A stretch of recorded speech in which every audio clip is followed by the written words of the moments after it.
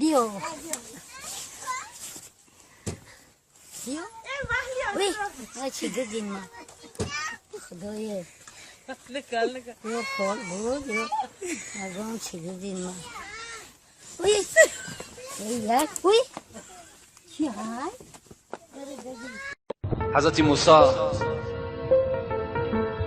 در دل خود گذرانیدم پروردگارا برای ما جنت میگویی، نعمتهای جنت میگویی و من میدانم که پیغمبرهای تو همه وارد جنت میشوند، منم از آن جمله.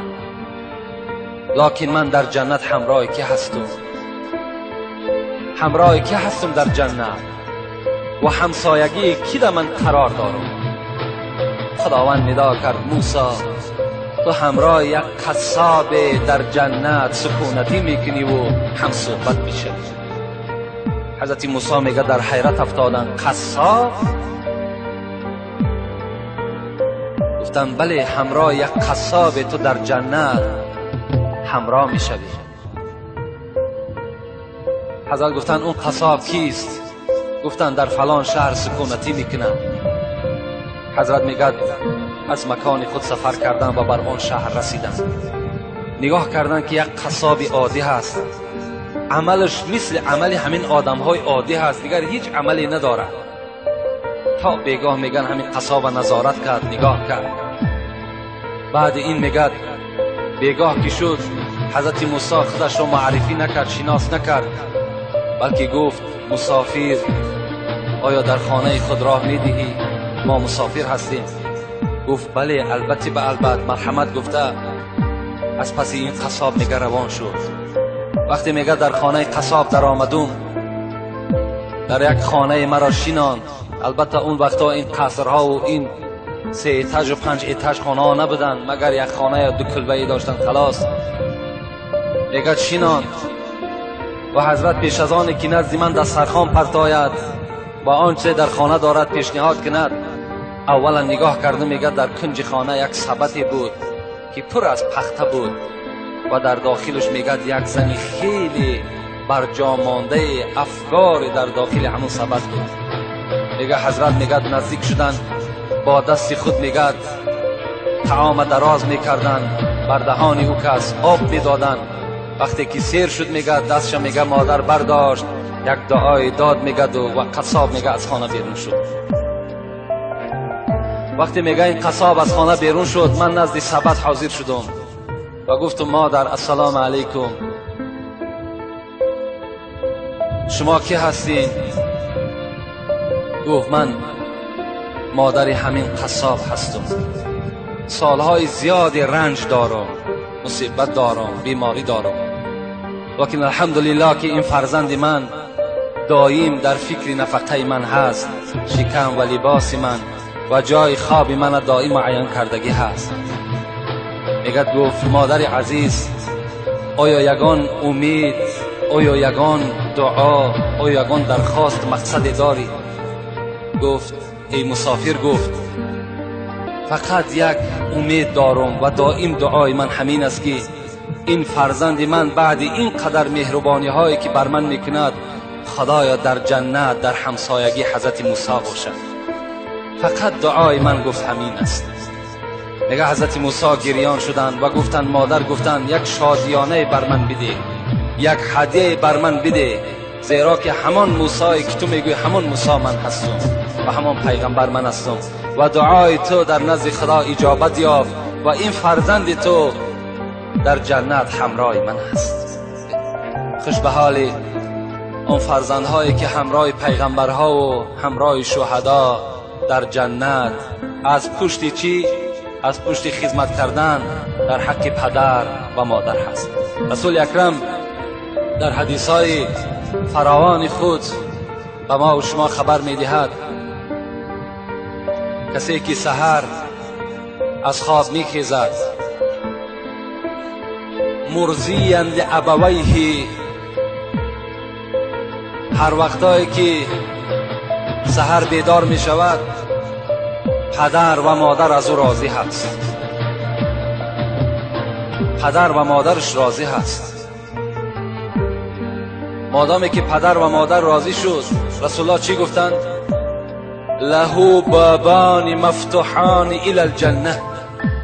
وقتی که پدر و مادر سحر که از تو راضی باشند، دو دروازه از دروازه های جنت برای تو کشاده ایستادگی منتظر تو هستند. و من امسا مثل ذالک، اگر تا بیگه هم که راضی ایستند، رسول الله گفتند اون دروازه ها هم کشاده منتظر این فرزند هستند. و این کان واحدا فواحد، رسول الله گفت اگر یک تش راضی باشد، یک دروازه جنت برای تو کشاده هست. و اگر شخص سحر میخیزد در حالتی که مسخیتا لابویه، پدر و مادر از او راضی نیست، یعنی با او فرزند قهری هستند یا ملال هستند، رسول الله چی گفتند؟ کان له بابان مفتوحان الی النار، دو دروازه از دوزخ برای این فرزند کشاده ایستادگی هست. و من امسا مثل ذالک، اگر تا بگه این پدر مادر راضی نشد، اون دروازه های دوزخ برای این فرزند چی هستند؟ کشاده و منتظر این فرزند هستند. و این کان واحدا فواحد، اگر یکی همین هم غضبناک باشد، میگد ملال باشد، ناراضی باشد، یک دروازه دوزخ برای این فرزند منتظر است. لکن در دوام رسول الله چی گفتند؟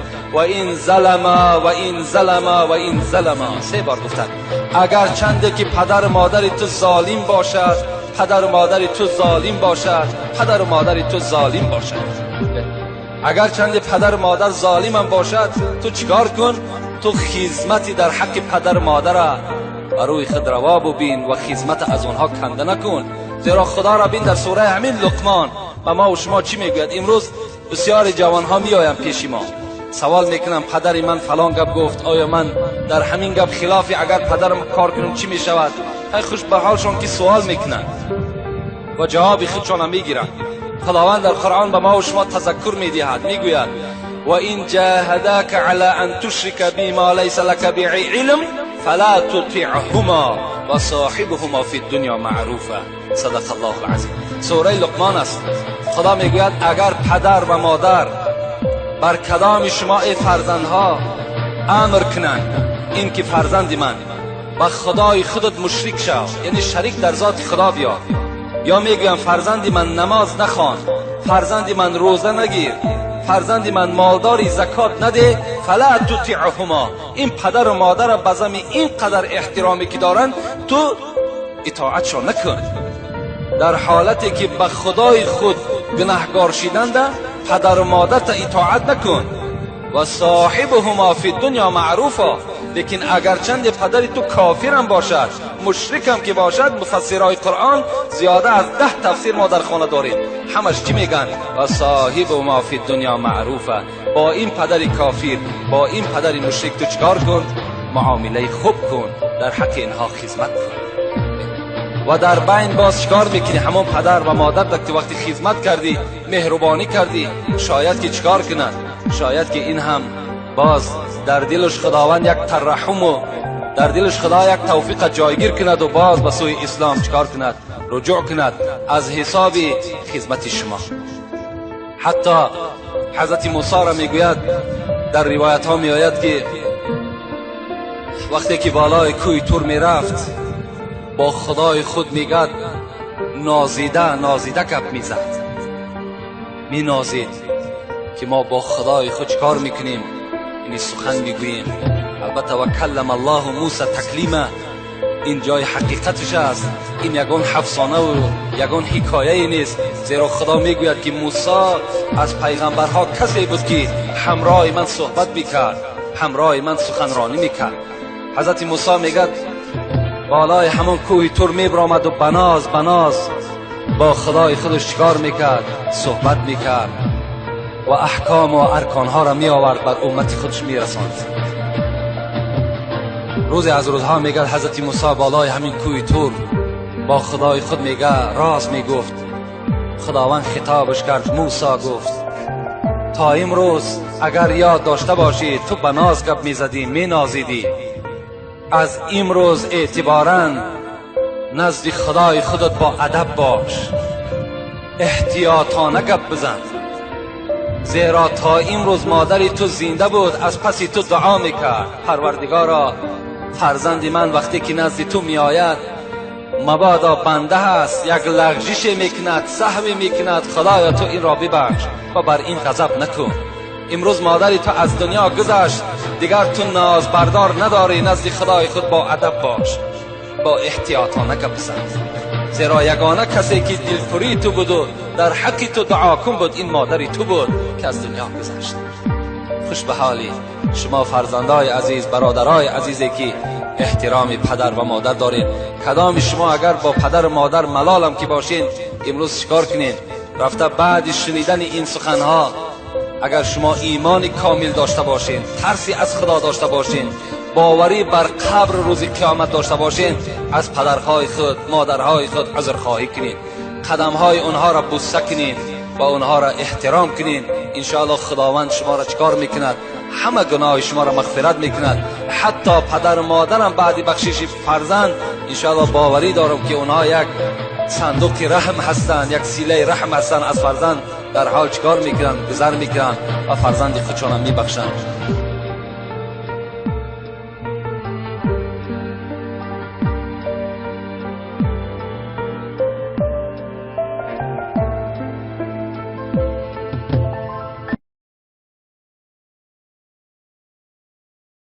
خود به ما و شما خبر میدهد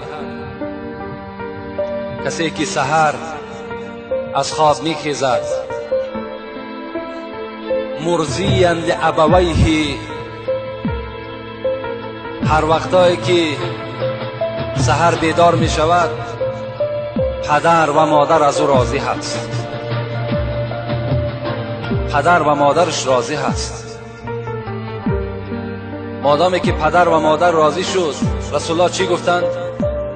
له بابان مفتوحان الی الجنه. وقتی که پدر و مادر سحر که از تو راضی باشند، دو دروازه از دروازه های جنت برای تو گشاده ایستادگی منتظر تو هستند. و من امسا مثل ذالک، اگر تا بیگه هم که راضی ایستند، رسول الله گفتند اون دروازه ها هم گشاده منتظر این فرزند هستند. و این کان واحدا فواحد، رسول الله گفت اگر یک تش راضی باشد یک دروازه جنت برای تو گشاده هست. و اگر شخص سحر میخیزد در حالتی که مسخیتا لابویه، پدر و مادر از او راضی نیست، یعنی با او فرزند قهری هستند یا ملال هستند، رسول الله چی گفتند؟ کان له بابان مفتوحان الی النار، دو دروازه از دوزخ که هستین. گفت من مادر همین قصاب هستم، سالهای زیادی رنج دارم، مصیبت دارم، بیماری دارم، لیکن الحمدلله که این فرزند من دایم در فکر نفقه من هست، شکم و لباس من و جای خواب من دایم معین کردگی هست. میگه گفت مادر عزیز، آیا یگان امید، آیا یگان دعا، آیا یگان درخواست مقصد داری؟ گفت ای مسافر، گفت فقط یک امید دارم و دائم دعای من همین است که این فرزند من بعد این قدر مهربانی هایی که بر من میکند، خدایا در جنت در همسایگی حضرت موسی باشد. فقط دعای من گفت همین است. میگه حضرت موسی گریان شدند و گفتند مادر، گفتند یک شادیانه بر من بده، یک هدیه بر من بده، زیرا که همان موسی که تو میگوی همان موسی من هستم و همان پیغمبر من هستم و دعای تو در نزد خدا اجابت یافت و این فرزند تو در جنت همراه من هست. خوش به حال اون فرزندهایی که همراه پیغمبرها و همراه شهدا در جنت از پشت چی؟ از پشت خدمت کردن در حق پدر و مادر هست. رسول اکرم در حدیثهای فراوان آدمهای عادی هست، دیگر هیچ عملی نداره، تا بیگاه میگن همین قصاب نظارت کرد، نگاه کرد. بعد این میگد بیگاه که شد حضرت موسی خودش را معرفی نکرد، شناس نکرد، بلکه گفت مسافر، آیا در خانه خود راه میدهی؟ ما مسافر هستیم. گفت بله، البته به البته، مرحمت گفته از پس این قصاب میگه روان شد. وقتی میگه در خانه قصاب در آمدم، در یک خانه مرا شیناند. البته اون وقتا این قصرها و این 3 ایتاژ و 5 ایتاژ خانه ها نبودن، مگر یک خانه یا 2 کلبه‌ای داشتن خلاص. میگه شیناند و حضرت پیش از آن که نزد من دسترخوان پرتاید و آنچه در خانه دارد پیشنهاد کند، اولا نگاه کردم. میگه در کنج خانه یک سبدی بود که پر از پخته بود و در داخلش میگه یک زنی خیلی برجا مانده افکار در داخل همون سبد بود. میگه حضرت میگه نزدیک شدن، با دست خود میگه طعام دراز میکردن، بر دهان او کس آب میدادن. وقتی که سیر شد میگه دستش میگه مادر برداشت، یک دعای داد میگه و قصاب میگه از خانه بیرون شد. وقتی میگه این قصاب از خانه بیرون شد، من نزد سبد حاضر شدم و گفتم مادر السلام علیکم، شما دیو وی چی دیدین ما خدایه یه پال بود یه ازان چی دیدین ما وی یک وی چی های حضرت موسی در دل خود گذرانیدن، پروردگارا برای ما جنت میگویی، نعمتهای جنت میگویی و من میدانم که پیغمبرهای تو همه وارد جنت میشوند، منم از آن جمله. لکن من در جنت همراه کی هستم؟ همراه کی هستم در جنت و همسایگی کی در من قرار دارم؟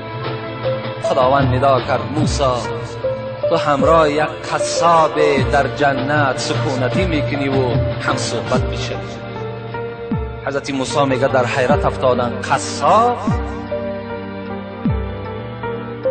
گفتن بله، همراه یک قصاب تو در جنت همراه میشوی. حضرت گفتن اون قصاب کیست؟ گفتن در فلان شهر سکونتی میکنن. حضرت میگه از مکان خود سفر کردن و بر آن شهر رسیدن. نگاه کردن که یک قصاب عادی هست، عملش مثل عمل همین آبروی این فرزند کشاده ایستادگی هست. و من امسا مثل ذالک، اگر تا بگه این پدر مادر راضی نشد، اون دروازه های دوزخ برای این فرزند چی هستند؟ کشاده و منتظر این فرزند هستند. و این کان واحدا فواحد، اگر یکی همین هم غضبناک باشد، میگه ملال باشد، ناراضی باشد، یک دروازه دوزخ برای این فرزند منتظر است. لکن در دوام رسول الله چی گفتند؟ و این ظلم و این ظلم و این ظلم، 3 بار گفتند. اگر چنده که پدر مادر تو ظالم باشد، پدر مادر تو ظالم باشد، پدر مادر تو ظالم باشد. اگر چند پدر مادر ظالم هم باشد، تو چیکار کن؟ تو خدمتی در حق پدر مادر برای خود روا ببین و خدمت از اونها کنده نکن. زیرا خدا را بین در سوره همین لقمان و ما و شما چی میگوید؟ امروز بسیار جوان ها میآیند پیش ما، سوال میکنم پدر من فلان گپ گفت، آیا من در همین گپ خلافی اگر پدرم کار کنم چی میشود؟ ای خوش به حالشون که سوال میکنن و جواب خودشون هم میگیرن. خداوند در قرآن به ما و شما تذکر میدهد، میگوید و این جاهداک علی ان تشرک بی ما لیس لک به علم فلا تطیعهما و صاحبهما فی الدنیا معروفا. صدق الله العظیم. سوره لقمان است. خدا میگوید اگر پدر و مادر بر کدام شما ای فرزند